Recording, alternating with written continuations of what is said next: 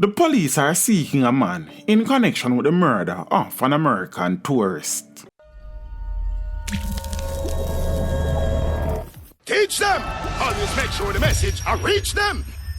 The Area 1 police are seeking the public's assistance to find a man who they believe can help in the investigation of the murder of a 65-year-old American tourist, Theodore Walling, on Wednesday the 4th of March.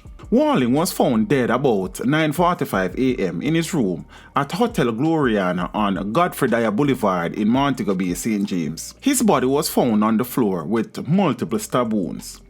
On Friday night, April 24, via its Twitter page, the Jamaica Constabulary Force released pictures of the man who is believed to be able to assist them in their investigation of Walling's death. The police also asked him to turn himself in immediately. At the time of the murder, the police said it believed that Walling knew his killer, as there were no signs of forced entry to the hotel room. The Quality Control Inspector from Michigan in the United States was a frequent visitor to the island and had a love affair with Jamaica. He posted frequently about the island on his Facebook page, and even changed his status on February 25 that he had moved to Negril. When he was asked if he was staying in Jamaica, he replied, "I should." Persons who may be able to identify the suspect shown in the photographs are being asked to contact the Area 1 Major Investigations Division at 876-954-3222, the Montego Bay Criminal Investigations Branch at 876-952-6391, Crime Stop at 311, or the nearest police station.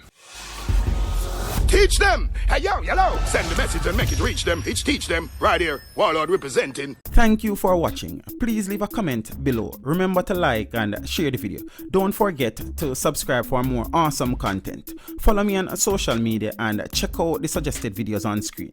This is Teach saying, until next time, walk good, my friends.